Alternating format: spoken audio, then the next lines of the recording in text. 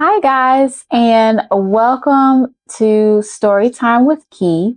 We are back again for another video, and we're going to do a prequel because there's always a story before the story. There's always something that happens before it actually happens and how we get to that point. So, we're going to lay it all out. We're going to do some explaining. We're going to go down a little bit deeper because I know I'm going to get this question of how in the world did I even need to use benzoyl peroxide? Hi, guys, and welcome to Story Time with Key.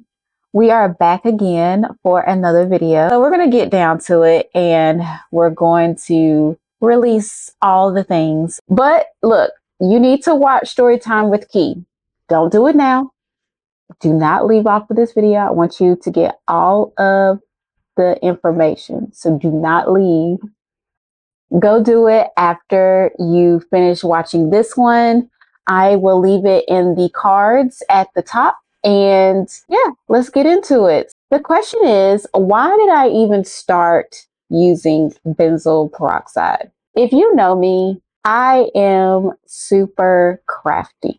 I love doing things with my hands. I love creating things. I'm a huge creative. I just love it. I love doing that. I'm always trying to examine or experiment with things that will make whatever I'm interested in better. So I did that with my hair. This is all about skin, right? So my healthy skin, my clear skin journey, why are we on hair? Well, it has a lot to do with it.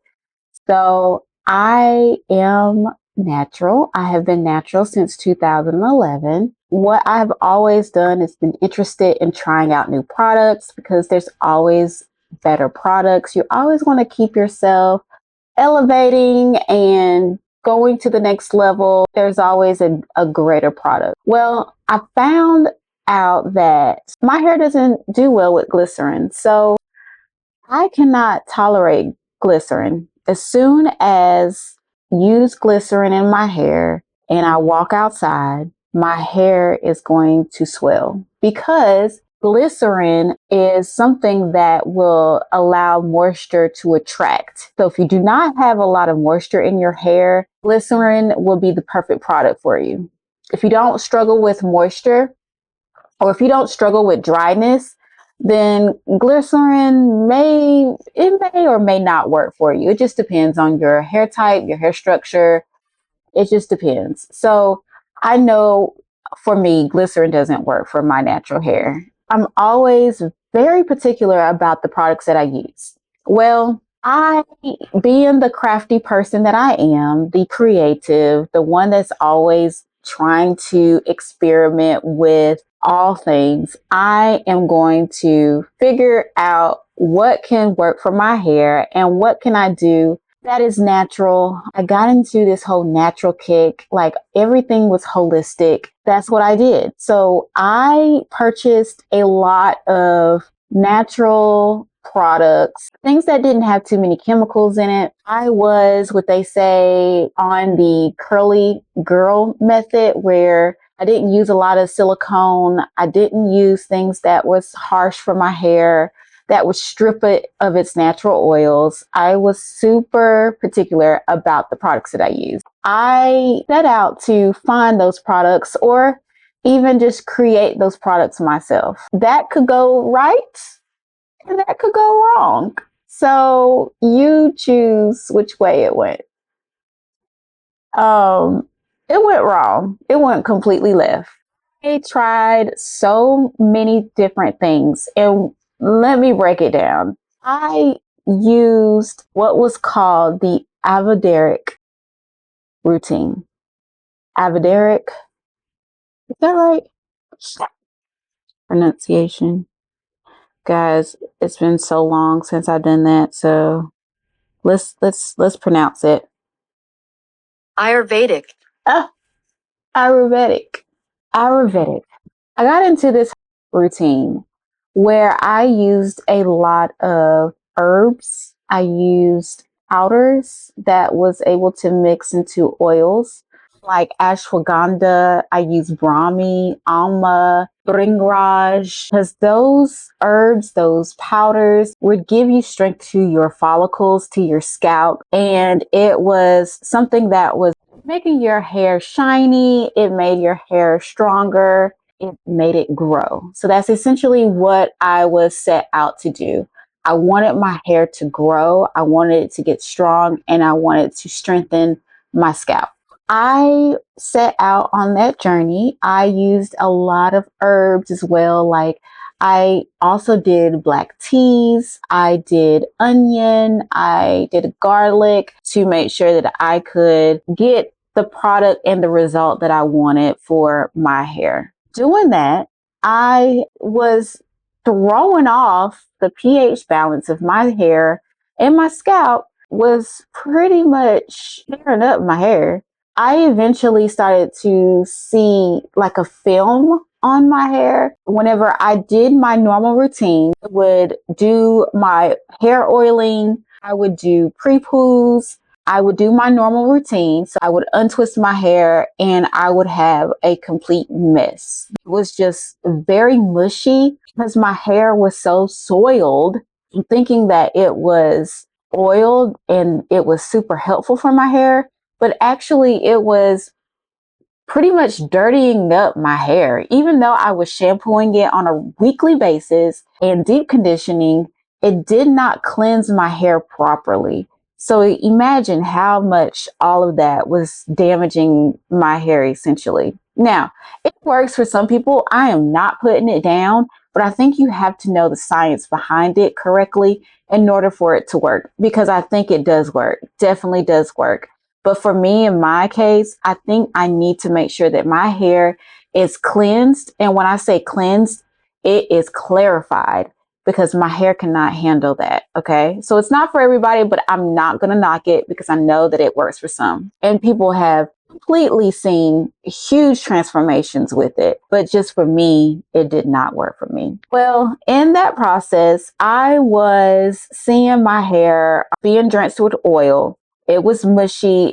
It did not hold any kind of structure or style that I was trying to set for it for that whatever given day. It affected not only my hair, but think about the oils that were sitting on my scalp.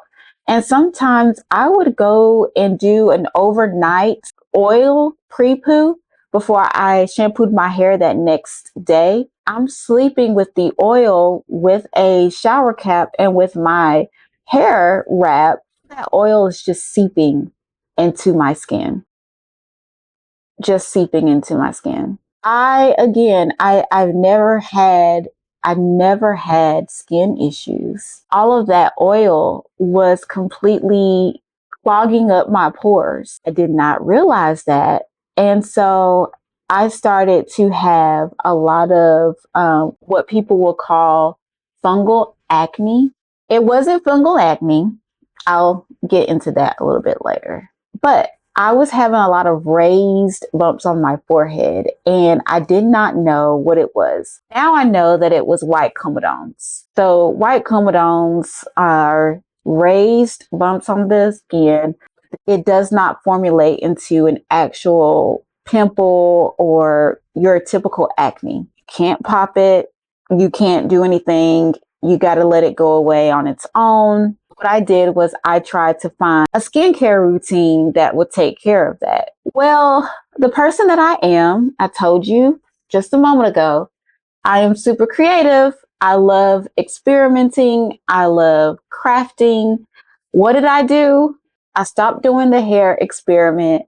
I got the control, went and found a clarifying shampoo, and I ceased using the powders, making my own oils, infusing teas and aloe vera rinses. I quit doing all of that. I went back to using silicone. Silicone is not a bad thing, guys. It is not a bad thing with doing silicone in your deep conditioning during that time. Look, I had to do what I had to do. I went and got me a sulfate shampoo. I wanted to cleanse my hair. So that's what I did. I put all of that away. Then I jumped on to trying to figure out how to fix my skin. So out of one issue with the hair, now I'm into this with the skin. So I went and found some skincare products that would help with fungal acne. I did a lot of research online. I went to YouTube and tried to find what I could do if anybody else had this situation going on. And what I found was there's a whole database of products that you can identify.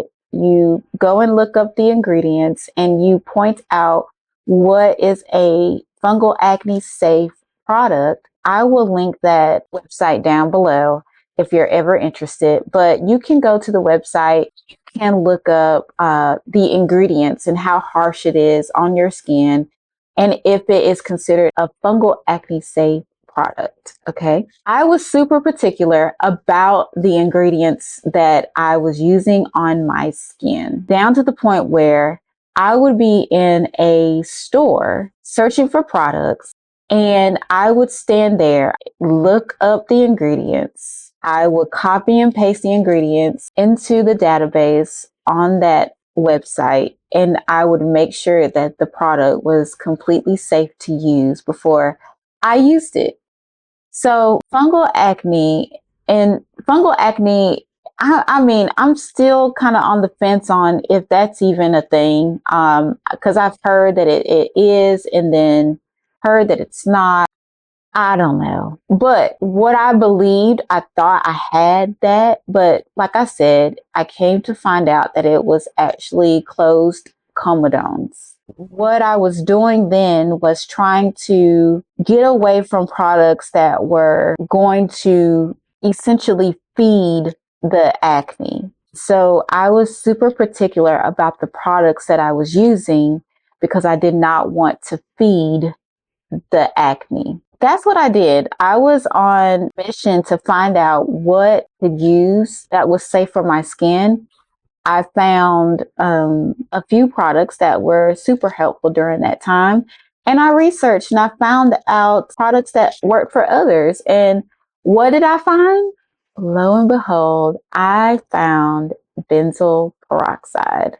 Benzoyl peroxide was the thing that completely cleared the closed comedones. And when it did that, I did not want to let it go. I didn't.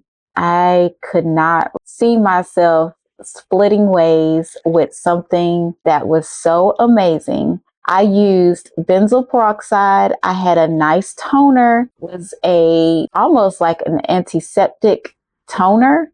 Imagine all of that on your skin, using that day and night, like I said, revealing those great results of clear skin, no blemishes, pores extremely tight. You're left with radiance and a glow that you couldn't get anywhere. That was how we got here. I know I'm going to get that question of, if your skin was so great, like you said, then why did you even start using benzoyl peroxide? Guys, I was trying to clear up something that happened with using and experimenting with products with my hair.